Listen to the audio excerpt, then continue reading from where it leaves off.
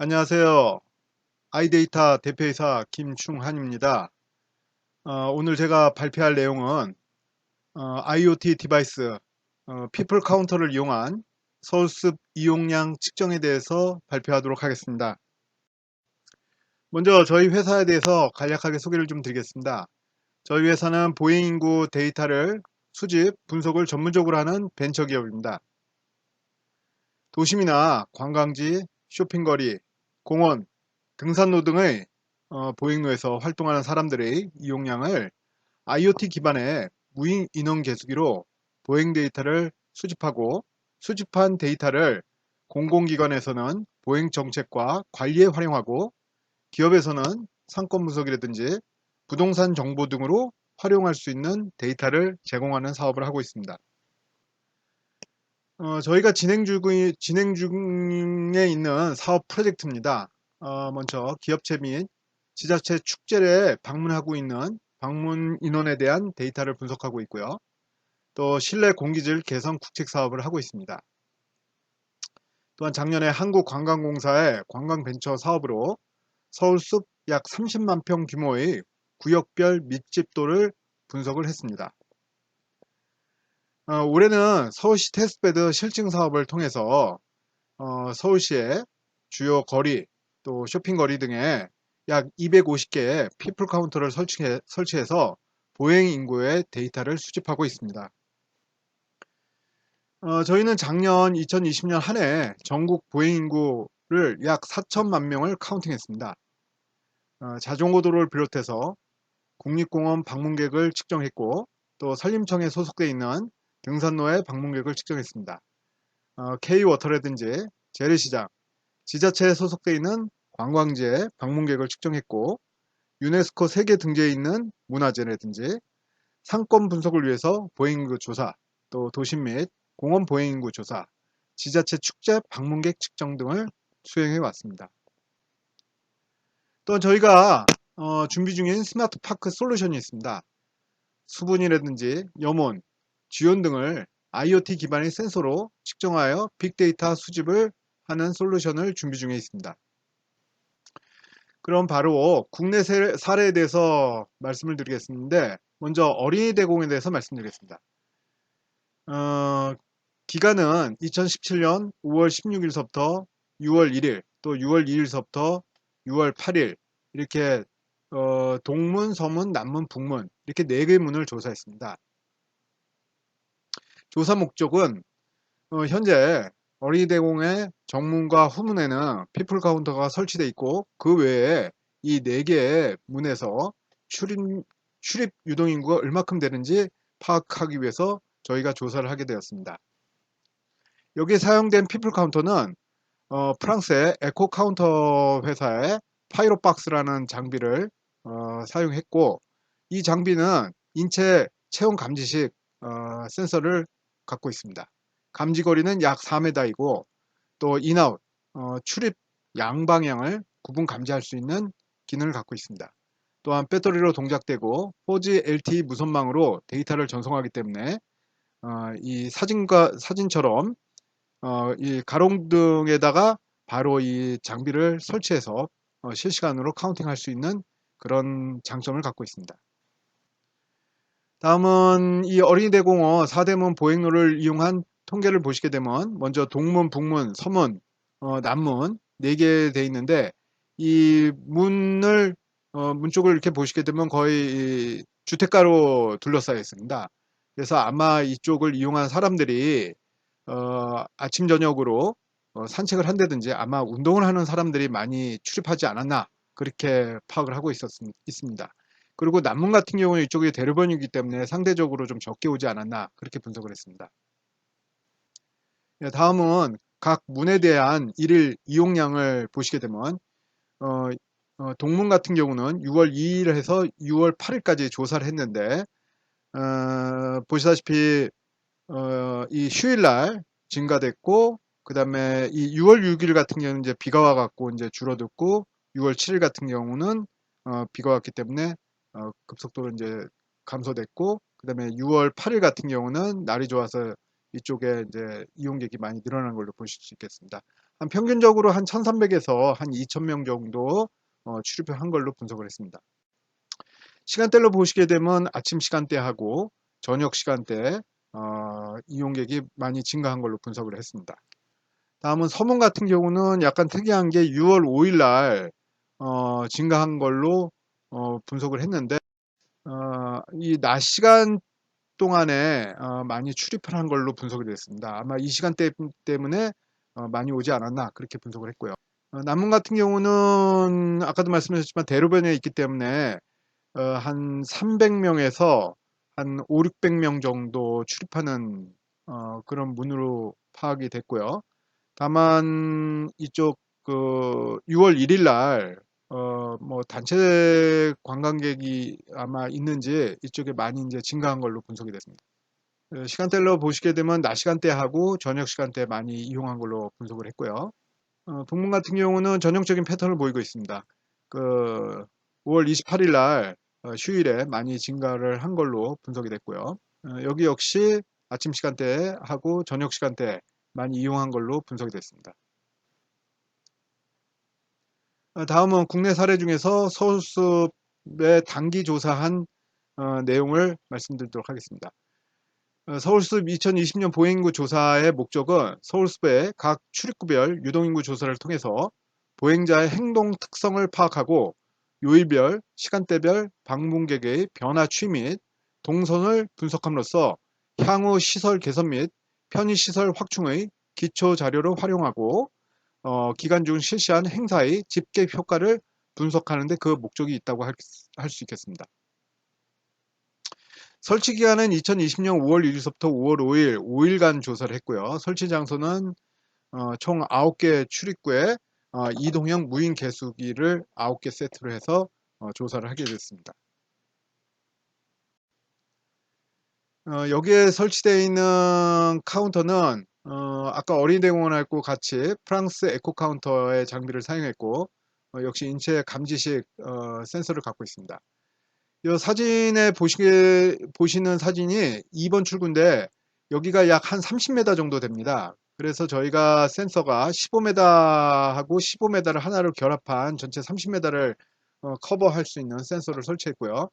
기타 뭐 4m라든지 아니면 15m 폭이 되는 데다가 이렇게 간단하게 가로등이라든지 아니면 볼라드라든지 이런 데다가 아니면 표지판에다가 이렇게 설치를 해서 카운팅을 했고요. 이거 역시 배터리를 동작하고 4G LTE 무선망으로 데이터를 전송하기 때문에 간단하게 이제 설치를 해서 카운팅을 할 수가 있었습니다. 설치 장소를 보시게 되면 1번, 2번, 3번 같은 경우는 이쪽 지하철역 출입구 쪽이기 때문에 이쪽 설치했고요. 그 다음에 4번은 갤러리아 폴의 주변이고 5번은 이쪽에 이제 자전거 대여점이 있는 곳입니다. 그리고 6번, 9번, 또 15-1번, 16번 이렇게 총 9군데를 설치했습니다. 개수 결과를 말씀드리면 총 출입객 수는 2020년도에 13만 9,969명으로 집계됐고 전년도에는 20만 7,856명이 집계됐습니다. 전년 대비해서 약 33%가 감소된 걸로 보실 수 있는데 이게 아마 코로나의 영향이 있지 않았나 그렇게 분석을 했습니다. 그래서 총 방문객 수는 73,169명으로 집계됐고요. 일일 평균 14,634명 그리고 가장 많이 온 날은 어린이날이기 때문에 17,756명으로 집계됐습니다. 그리고 총 출입 인원수는 13만 9,969명으로 집계됐습니다. 전체적으로 분포를 보시게 되면 2번, 4번, 5번, 16번 4개 출입구가 전체 68%를 점유한 걸로 분석을 했습니다. 저희가 일별 시간대별 방문객 그래프를 만들어 봤는데 2020년인 경우에는 연휴 샌드위치 데이인 이 5월 4일을 제외하고 측정기간 중 입출입 인원이 전체적으로 균일한 분포를 보이고 있고요. 전년도인 2019년에는 일별 시간대별 방문객 그래프가 4일에서 6일까지 전형적인 휴일 패턴을 보이고 있습니다. 5월 5일은 어린이날이고 5월 6일은 대처 휴무일입니다. 다음은 개수 장소별 집중도인데 이 엷은색으로 된 게 약 9,000명으로 분석을 했고요. 그 다음에 붉은색으로 갈수록 5만 명 정도로 집계가 됐습니다. 다음은 출입구별 하나하나 분석을 해봤는데요. 5월 1일 금요일서부터 2일 토요일까지 12시하고 17시 사이에 가장 많은 유동인구가 발생을 했고요.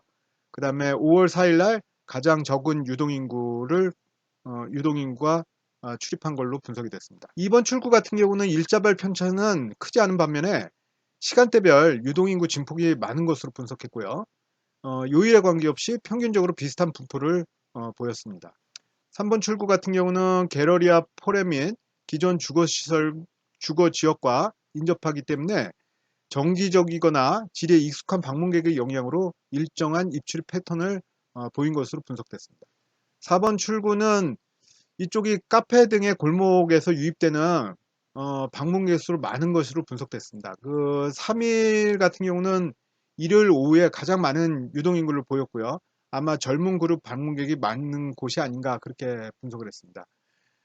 그리고 이 토요일 5월 2일 같은 경우에 다른 곳에 달리 야간에 많이 증가한 패턴을 보인 것으로 분석을 했습니다. 5번 출구는 유동인구의 일별 편차가 가장 적은 곳입니다. 하지만 자전거 대여점의 영향으로 실제 인원보다 과다 계산된 걸로 분석을 했고요. 특히 어린이날 자전거 대여의 증가로 오전부터 유동인구가 계속 증가한 것으로 분석을 했습니다. 6번 출입구 같은 경우는 9개 출입구 중 적은 유동인구를 보이는 지역으로서 주말에 유동인구가 증가한 것으로 분석을 했습니다.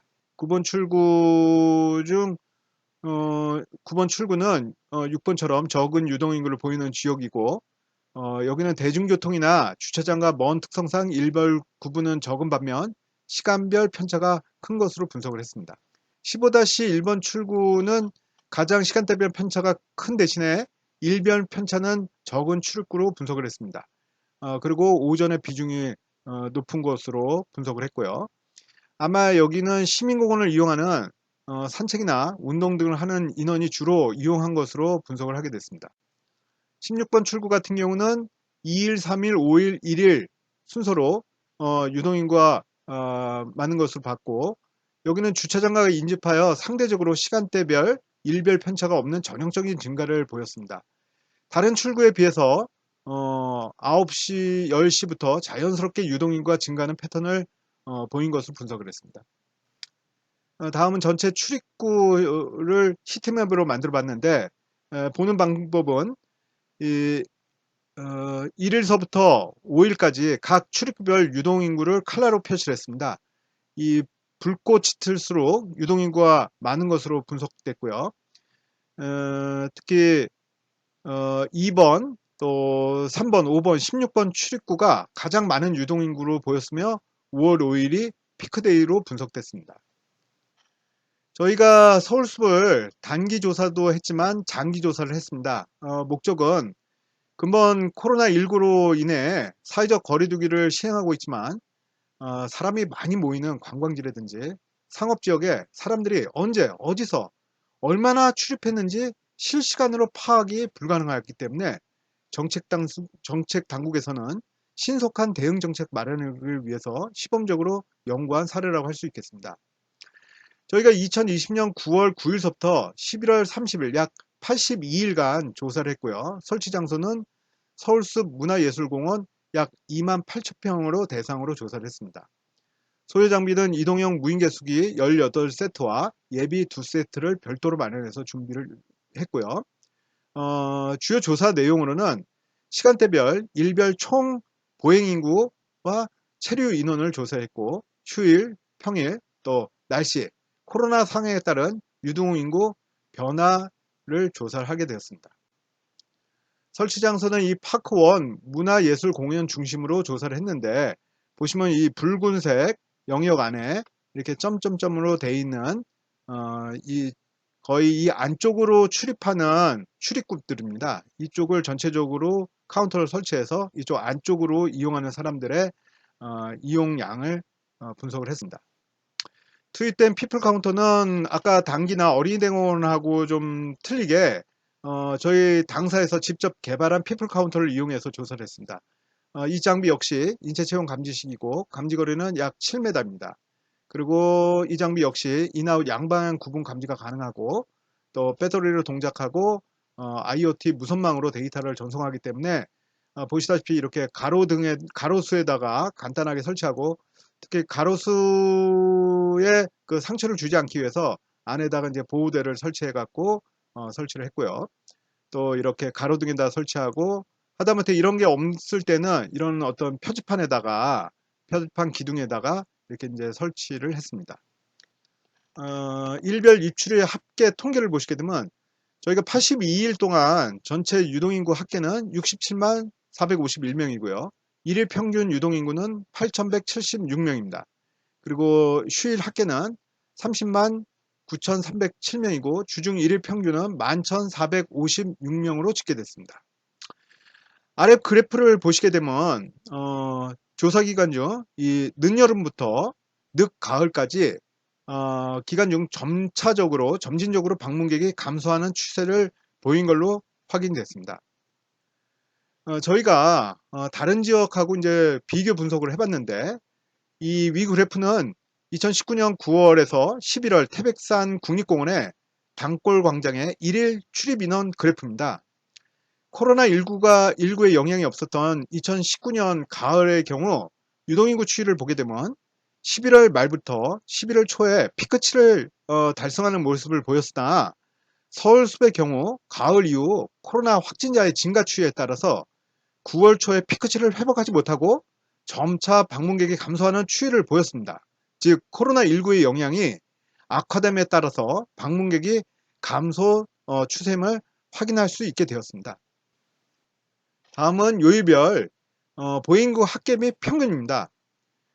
보시다시피 일요일에는 13만 6,048명이고 일일 평균 11,337명으로 집계됐는데 월요일 날은 7만 7천명, 화요일 날은 7만 2천, 수요일 날은 6만 6천, 목요일 날은 6만 9천으로 가다가 금요일 날은 8만 2천으로 증가하고 토요일 날은 13만 2,461명으로 증가가 됐습니다.